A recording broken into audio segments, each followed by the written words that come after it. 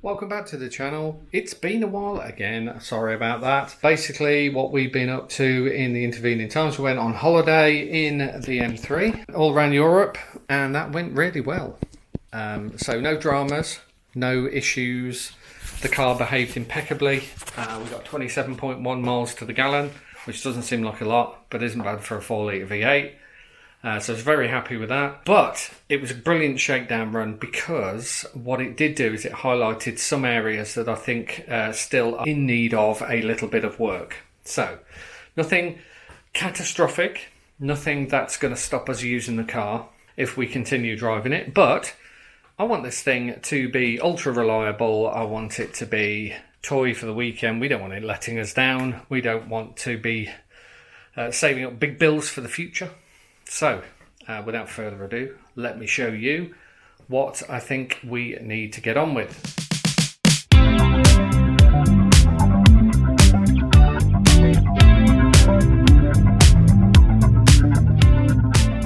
So first things first, there is a bit of a whir from the engine.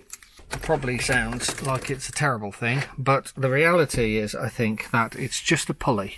At least I'm hoping so.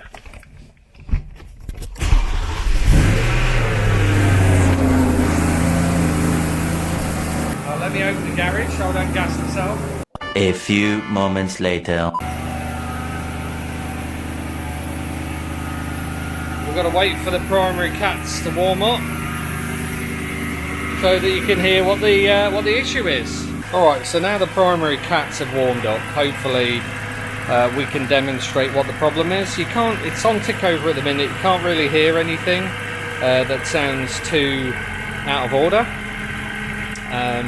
The ticking, if you can hear ticking, that's basically just fuel injectors, and that's pretty common for a fuel injected car, but if we give it a rev, hopefully you'll be able to hear the problem.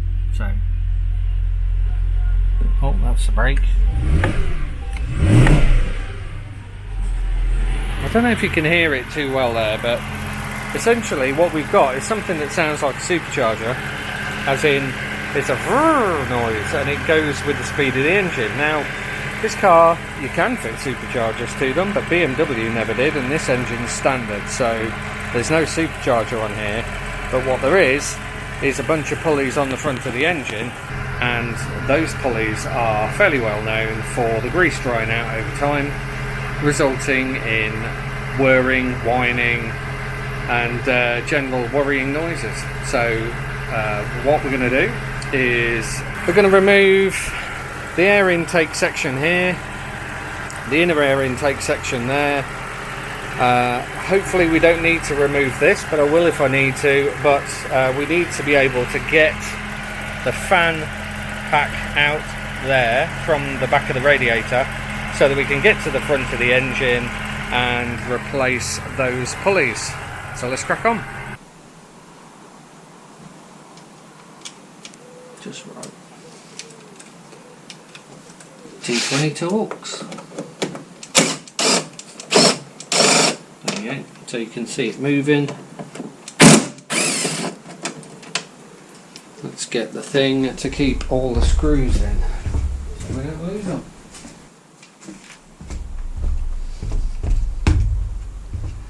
We don't need to take that off. Take that off though. I think we may need to take this off as well. There we go.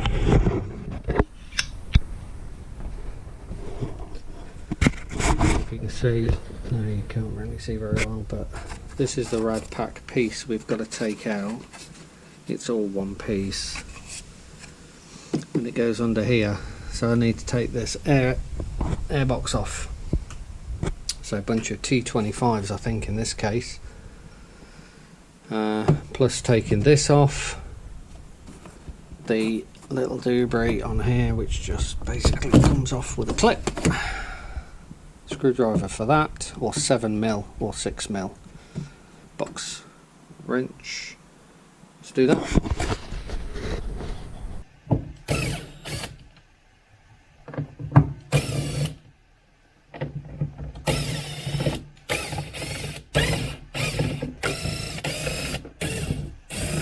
That's all of them.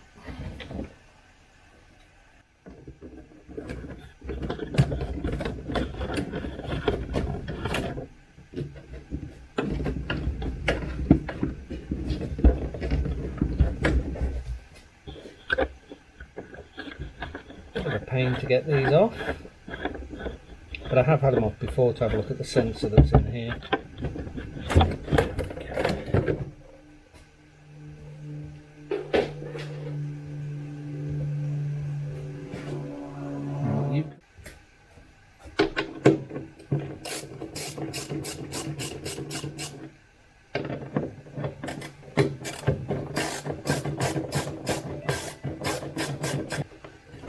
See if we can figure out which of the pulleys is causing the noise.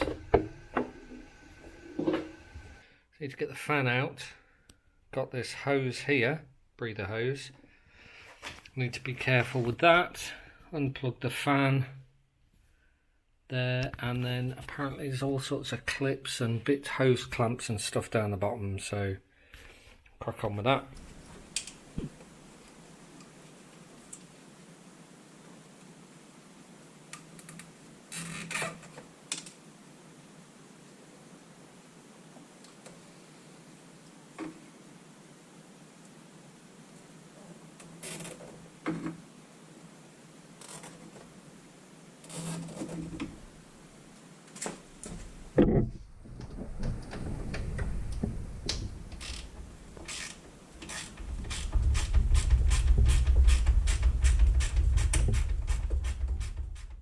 This fan out was a bit of a pain in the backside, as one Torx T25 I think, holding it in, a clip on the other side, but there's a whole bunch of pipes underneath. The main coolant pipe is in the way of the fan coming out, and I'm just being really careful here to make sure that I don't break anything on the way out, because as you can well imagine, every piece of plastic in the front of this car is really expensive from BMW, so that's the last thing that I want to happen.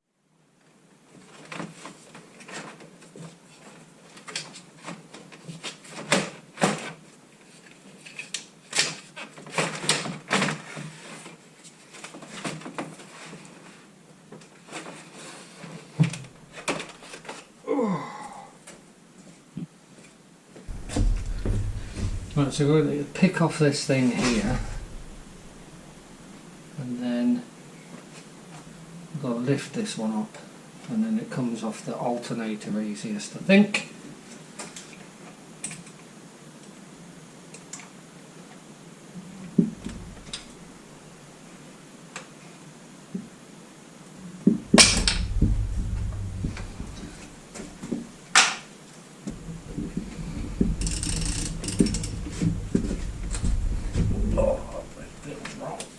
It is right.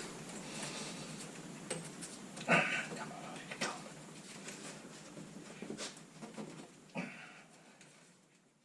3 days later. I'm taking the water pump pulley off, only so I can get to the flipping top mount for the tensioner. There's a bolt. Come here, because you'll disappear into the car. Right, water pump pulley off. That's plastic. Of course it is. Right.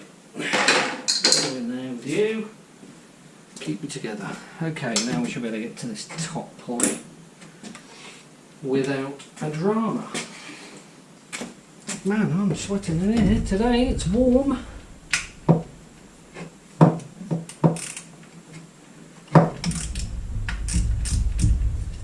That's it, that's all you need, just to work it. It's not much torque on there. Have to go up the torque up. But I bet it's only 10 newton meters. Lots of stuff's only 10 newton meters on here. We've got a rocker gasket leak, maybe. They all pretty much leak from what I hear. This, don't look too bad. Got a bit of. Don't know if you can see that in the light. Start to go. They're not expensive in the grand scheme of things. I mean, it doesn't seem terrible. But then I've moved the water pump as well and that. Alrighty then, let's show you where we are up to. Right, so both belts now off. All of the pulleys and tensioners and other bits and pieces are also off. And I have everything ready to go. So I showed you this tensioner before. Here's the other side. So this is the grand total of what I have ordered, and I'm now waiting for this to turn up from various sources. So there you go, three pulleys available.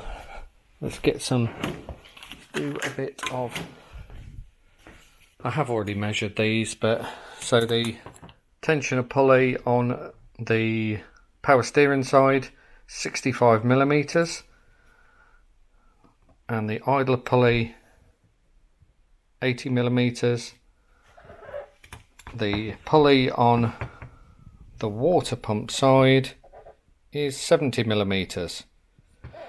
So there we go. I've got all of these three ordered up from various places. So the next thing you'll see is once all of this has turned up, I'll be checking the sizes of the pulleys to make sure they are the same size. Checking the size of the belts that I've ordered to make sure they're the right size, and then we'll get them fitted to the car.